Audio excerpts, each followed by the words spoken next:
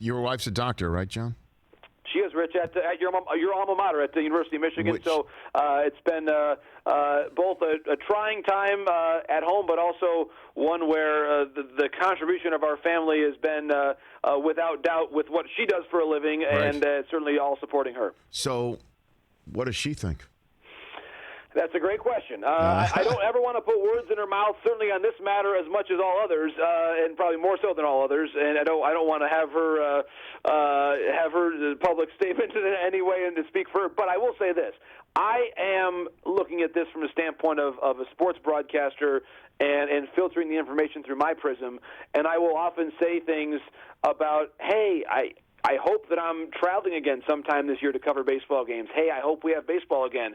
And she will often look at me, as she does, Rich, when I say other things on other topics, with that kind of wary eye and a smile and a raised eyebrow about, John, you have to be patient day by day. And so I guess if my experience being the spouse of a doctor is of any value to me as a journalist or to me as a citizen, I would just say for all of us, it's great for us to think and plan positively and optimistically about our sports because they mean so much to us and so much to our society.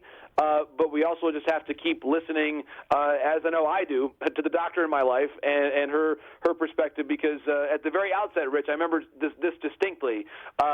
She said basically, we all have to give the doctors a chance to help them save as many lives as possible. Right. And that certainly also involves staying home as much as we can still now, because we are not in any way out of the woods on this thing yet, and it's up to us to make sure that even if the first wave has passed in certain areas of our country, that if we're reckless, the second wave comes quickly. So I think we all just have to do our best as citizens to help the doctors save lives and just keep this going day by day and listen to the science that we get every single day. Well, John, I mean, look, it makes sense. I think maybe the only thing you're going to do is glove up, mask up, maybe drive down to, what is it? Is it called Comerica still? I'm sorry if I don't know that. Comerica Park. I mean, that's it. I mean, like that's... Well, and Rich, you're right. I mean, it's going to be different. It's going to be a different look for all of us. And I go back to Mark Wiedemeyer, a friend of mine who works now for the Kia Tigers in Korea, and he says, listen, John, we get our temperature checked every day. The support staff's all wearing masks. We've got no fans in the stands.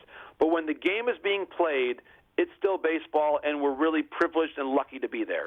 And so I think if we keep, as a sports country and a sports society, if we maintain that level of appreciation and humility, that we have to do everything right in our lives, broadly speaking, in terms of social distancing and when we're at the grocery store wearing our masks and doing everything we're supposed to do, we have to do all those things right that will connect us to the things that we love. And if we do our part as citizens, then we've got a chance to have the Tigers and the Dodgers and everybody playing on TV for us to watch every night.